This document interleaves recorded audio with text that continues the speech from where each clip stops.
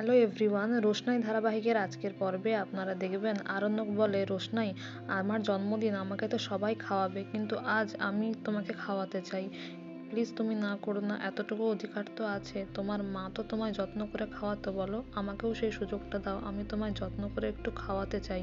তারপর তারা অর্ডার দেয়, মানে ওয়েটার আসলে রোশনাই অর্ডারটা দেয়, আর সেটা শুনে আরণ্যক হাসে, বলে তোমার মনে আছে তাহলে রোশনাই, যখন আমরা প্রথম এসেছিলাম এখানে তখন সেই রেস্টুরেন্টে কি হয়েছিল, সবাই আমাদেরকে ম্যারিড কাপল ভেবেছিল। এই কথাগুলো নিয়ে তারা মজা করতে থাকে, হাসাহাসি করতে থাকে। তারপরে আরণ্যক বলে, আচ্ছা তুমি তো বেনারস চলে যাবে, যদি আমি মরে যাই তুমি আমায় মিস করবে? এই কথা শুনে রোশনাই রিয়াক্ট করে, বলে আপনি এরকম কথা একদম বলবেন না স্যারজি, আপনার থেকে তো আমার জীবনের ঝুঁকিটা বেশি। রাজেশ তো যে কোনো মুহূর্তে আমাকে মেরে ফেলতে পারে, খুন করতে পারে আমায় না পেয়ে, তাহলে আমি মারা গেলে তখন আপনি আমায় মিস করবেন? তখন আরণ্যক রোশনাইয়ের হাতটা ধরে নেয়। এদিকে আরণ্যকের বাড়িতে গরিমা রিয়াক্ট করে, কারণ সে জানতে পারে আরণ্যক অফিস থেকে 5টার আগেই বেরিয়ে গেছে। তখন গরিমা বলে, আমি নিশ্চিত ও রোশনাইয়ের সাথেই আছে, ওরা দুজন প্ল্যান করেই বেরিয়েছে।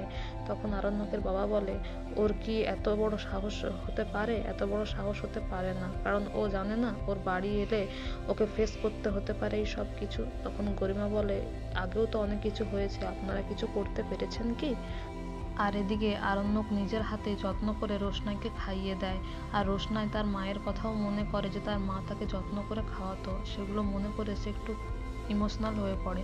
এদিকে রোশনাই বলে, এসব তো ঠিক আছে, কিন্তু কেকটাকে কাটুন। তারপর রোশনাই আর আরণ্যক মিলে আরণ্যকের বার্থডে সেলিব্রেট করে। আরণ্যক কেক কাটে এবং আরণ্যক রোশনাইকে এবং রোশনাই আরণ্যককে কেক খাইয়ে দেয়। তো বন্ধুরা, এই ছিল আজকের রোশনাই ধারাবাহিকের আপডেট। এই ধরনের আরও আপডেট জানতে আমাদের সঙ্গে যুক্ত থাকুন। Thank you dearest everyone for your valuable time. Thank you so much for watching the video. Thank you.